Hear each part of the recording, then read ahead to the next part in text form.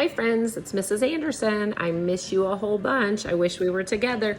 I am gonna read you one of my favorite books. You know how much I love dogs. I'm gonna read you Madeline, Finn, and the Library Dog, and the book is by Lisa Papp. I'm going to read you Madeline, Finn, and the Library Dog. This page is the title page. I do not like to read. Not books, not magazines, not even the menu on the ice cream truck. And I especially do not like to read out loud. Keep trying, Madeline Finn, my teacher says. But sometimes I can't figure out the words. Sometimes the sentences get stuck in my mouth like peanut butter. Sometimes people giggle when I make a mistake. And I never get a star sticker from my teacher, not even a smiley face. Instead, I get a heart that says, keep trying. I get a lot of keep trying stickers, but I want the star. Stars are for good readers. Stars are for understanding words and for saying them out loud. But I know what else they're for. Stars are for making wishes. So I make a wish for my very own star. I guess wishes take a while because I don't get my star on Monday or Tuesday. Keep trying, my teacher tells me on Wednesday. On Thursday, I say the frog's name wrong. It's Samuel. I try to get away with Sam, but it doesn't work. Friday is no better. On Saturday, Mom takes me to the library. Hello, Madeline Finn, Mrs. Dimple says. She's our librarian. I don't like to read, I remind her in case she forgot.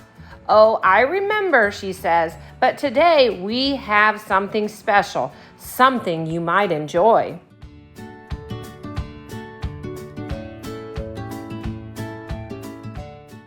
Madeline Finn, would you like to read to a dog? Mrs. Dimple leads me over to a big white dog. This is Bonnie. Why don't you pick out a book to read to her? She's a great listener. Bonnie is beautiful, like a big snowy polar bear. Would you like to try? Mom asks. Yes, please, I say, but not very loud. At first, I'm nervous. I get the letters mixed up. The words don't sound right. But then I look at Bonnie, and she looks right into my eyes. She doesn't giggle. I feel better. I try again. Halfway through, I get stuck on another word. Bonnie doesn't mind. She puts her big paws in my lap and lets me pet her until I figure it out. After that, Bonnie and I read together every Saturday. It's fun to read when you're not afraid of making mistakes.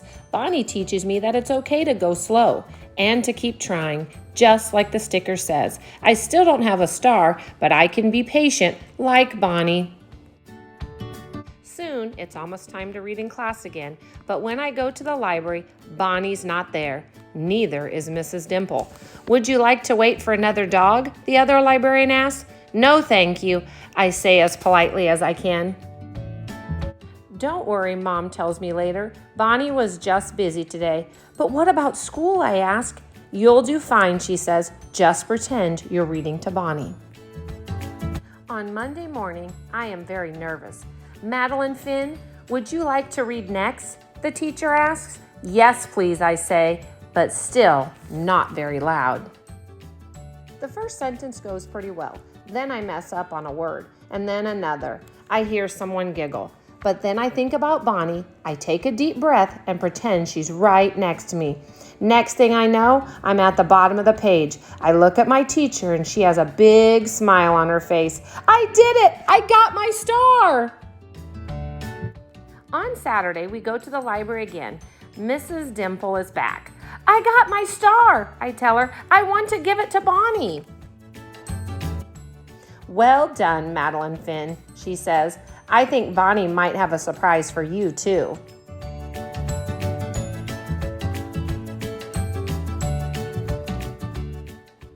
Madeline Finn, would you like to read to Bonnie And her puppies? Yes, please, I say nice and loud. Thank you for listening to my story. Please read lots at home and feel free to upload your reading to YouTube and sharing that with me. Thanks. Bye.